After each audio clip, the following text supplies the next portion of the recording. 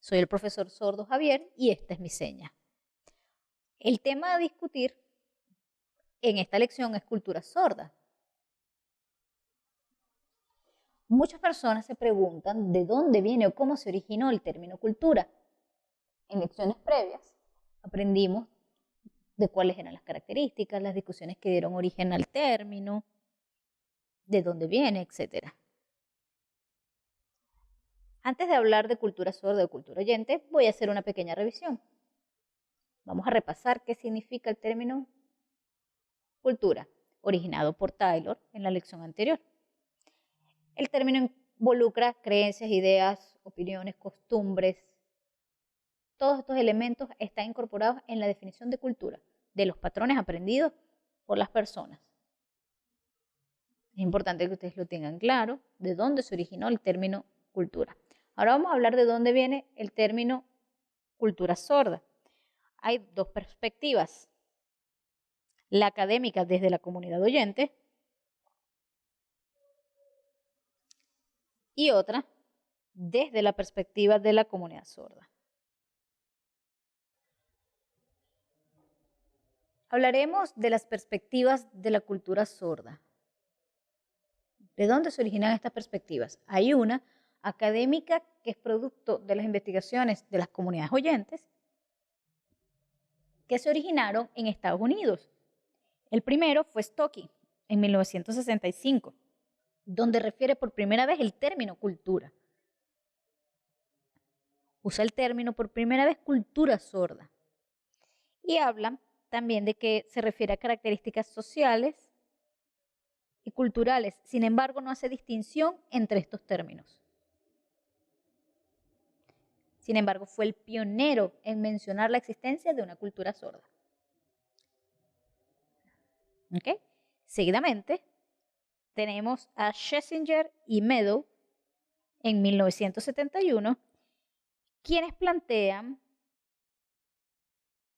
que la sordera profunda no es simplemente un diagnóstico médico o una discapacidad, no. Es algo mucho más amplio. Se refiere a un fenómeno cultural, a un fenómeno social, porque involucra otros elementos. El tercero lo tenemos en Venezuela. Se trata de Pietro Semoli, en 1990, quien define lo siguiente de la lengua de señas. La lengua de señas es un sistema arbitrario de señas por medio del cual las personas sordas realizan actividades de comunicación dentro de su determinada cultura. Y dentro de esta cultura hay varios miembros. Y vamos a explicar cuáles son. Uno a nivel audiológico, que se refiere a la pérdida auditiva en mayor o menor grado. El número 2 es lingüístico, se refiere al uso de las lenguas. El tercero es social, se refiere a las costumbres, las tradiciones de la vida social del sordo y de los diferentes grupos. Y la última es político. Tiene que ver con los movimientos asociativos, el liderazgo y la forma en que se organiza la comunidad sorda en términos de sus derechos. Todos estos forman parte de las culturas oyentes.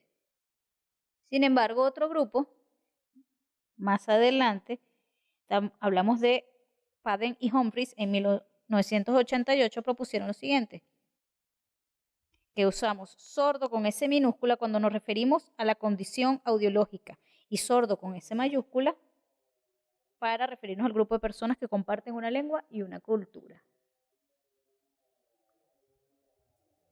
Estamos hablando de aquellos que tienen palabras distintas y no debemos confundirlas, puesto que ahí se explica cómo dentro de las comunidades, los miembros, cuando hablamos, por ejemplo, personas sordas con S pequeña, ahí no hay una identidad que los caracterice. Por ejemplo, el caso de los adultos mayores que pierden la audición, personas con discapacidad auditiva. Sin embargo, son muy diversos, pero no tienen una identidad cultural específica, que es muy diferente a la definición de personas sordas con S mayúscula.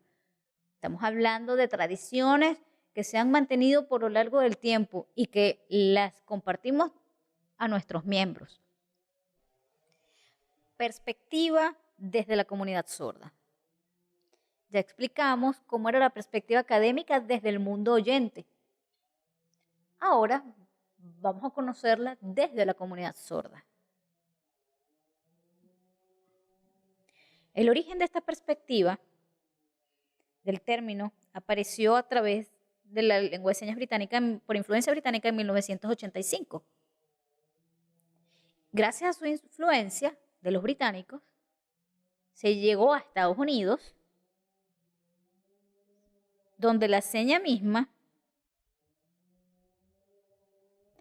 digamos, empezó a masificarse el término desde la cultura sorda. En Washington se originaron los primeros videos, se recopilaron muchos videos donde mostraban términos como la cultura sorda y otros términos como mundo sordo, alrededores sordos, club sordo, comunidades, comunidad sorda. Y estos elementos, estos términos, se vieron reflejados en distintas investigaciones en Inglaterra. Sin embargo, y aparecen en algunos periódicos, incluso de las personas sordas, sin embargo, no hay definiciones más precisas sobre el tema. O hasta ese momento no las había.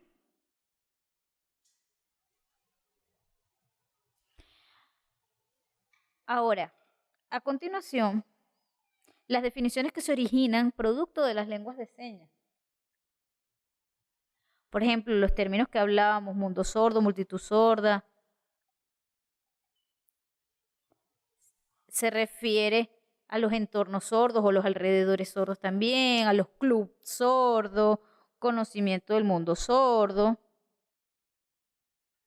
Todos estos términos marcan relaciones internas, es decir, se vinculan entre sí. Y se usan para comparar o para dar a conocer cómo se mueve el mundo sordo. De la misma manera que lo hace el mundo oyente, es decir, para distinguir al mundo oyente del mundo sordo. Esto se refleja en LAT y Bajan, quienes investigaron esto que les acabo de explicar. Es decir, de esta manera es raro que, sin embargo, en Mahan no se menciona que la señal del sordo y la manera sorda no se distinguen a profundidad. ¿Ok? Bajan comenta que el término de la cultura sorda, además de ser aceptado por la comunidad sorda, comienza a tener un significado adicional.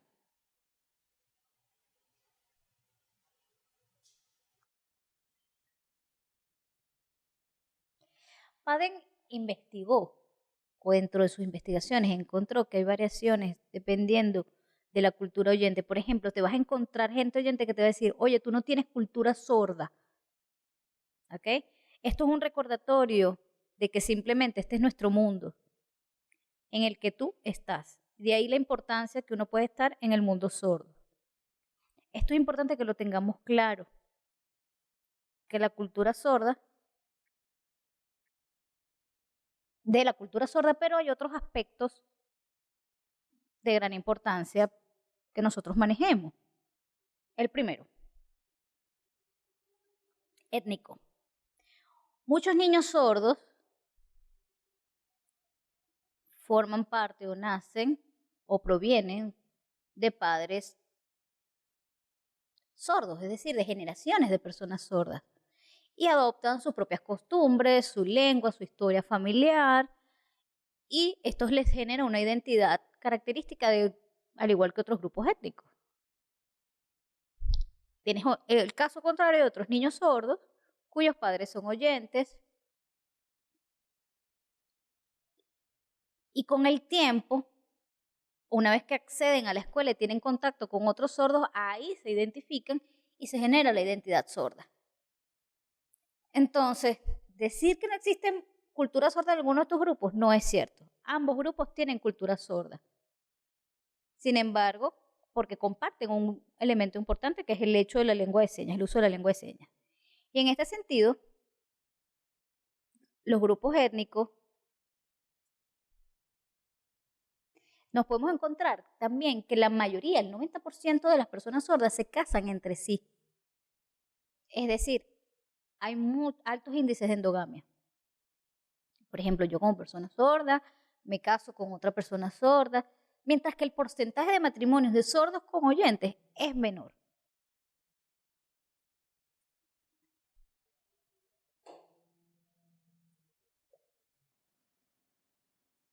Ya revisamos el aspecto étnico, vamos al segundo aspecto a considerar, que es el lingüístico. Es un punto de suma importancia, ya que el principal elemento unificador de la comunidad sorda es la lengua de señas. Las personas sordas, por ejemplo, cuyos padres son también sordos, incorporan dentro de su identidad los valores de la cultura sorda. Si contrastamos a esa persona sorda cuyos padres son oyentes, dentro de su identidad este niño sordo tiene una especie de vacío cultural. Y posteriormente, cuando éste accede a las comunidades de sordos, ese vacío desaparece, ya que incorpora todos los elementos propios de nuestra cultura como identidad. Es importante que lo tengamos entonces muy claro.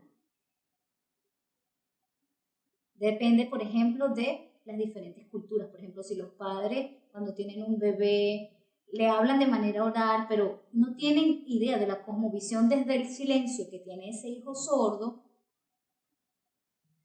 es importante que hagan las modificaciones y entiendan que la cosmovisión sorda es a través de la visión. Entonces ya revisamos el aspecto lingüístico, ahora vamos con el tercero, que es el geográfico. Esto tiene que ver con la ubicación donde viven las personas sordas. Como saben, no viven en un solo lugar, están dispersas en distintas áreas del mundo. Tenemos sordos en Venezuela, en Brasil, en distintos países, en fin, cada uno realizando su vida y esparcidos a nivel mundial. Sin embargo, hay un elemento unificador de todos estos sordos. Es un elemento que los iguala y es el uso de la lengua de señas. Ese es el elemento unificador como comunidad. El tercer aspecto, bien importante también a manejar, es la ontología.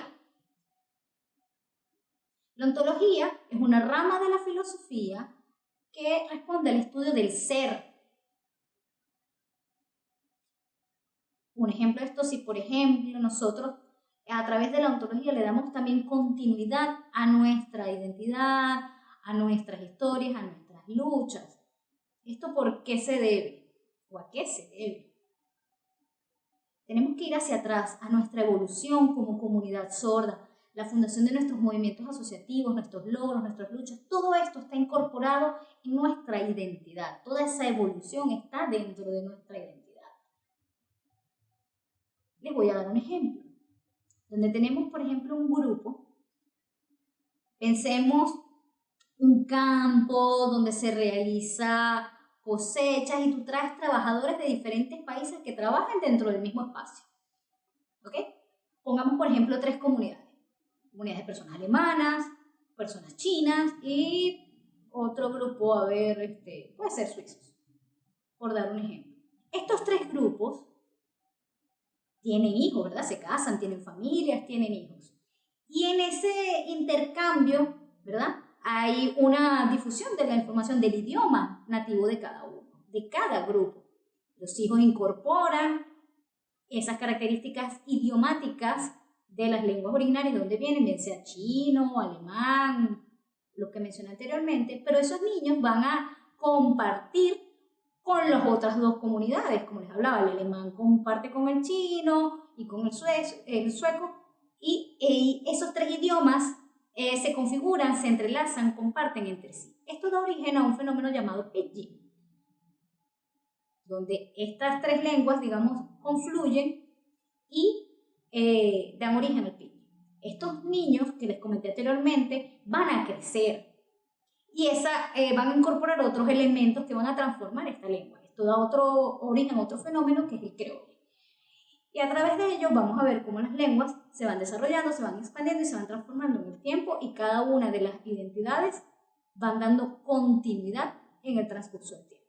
Esto es un punto muy importante que ustedes lo manejen, porque se asemeja a la situación educativa de las personas sordas, ya que si, por ejemplo, le damos continuidad al uso de su lengua, la respetamos, su diferencia cultural como personas sordas, el sordo va a tener mayor acceso a las cosas. Sin embargo, si esto no se hace, estamos en presencia de una especie de genocidio cultural hacia las personas sordas, cuando forzamos la oralidad, cuando negamos el uso de la lengua de señas y no damos respeto a la cultura de las personas sordas. Por lo que debemos reconocer esta identidad cultural y permitir que se mantenga en el tiempo, ya que obedece a una historia. Y vamos a comparar, por ejemplo, el caso de Milán, otro ejemplo muy importante, ¿no? Donde hubo una imposición, digamos, de la oralidad dentro de la educación de las personas sordas. Sin embargo, una vez que más adelante se reconoció el uso de la lengua de señas y se le da el derecho a las personas sordas de ejercer su lengua dentro de las comunidades educativas, todas sus luchas, toda su historia, todas sus tradiciones, todas sus experiencias de vida corresponden o se expanden en diferentes contextos sociales. Entonces, todo esto nos permite nuevamente resumir los 4 aspectos que ya conversamos anteriormente que pertenecen a la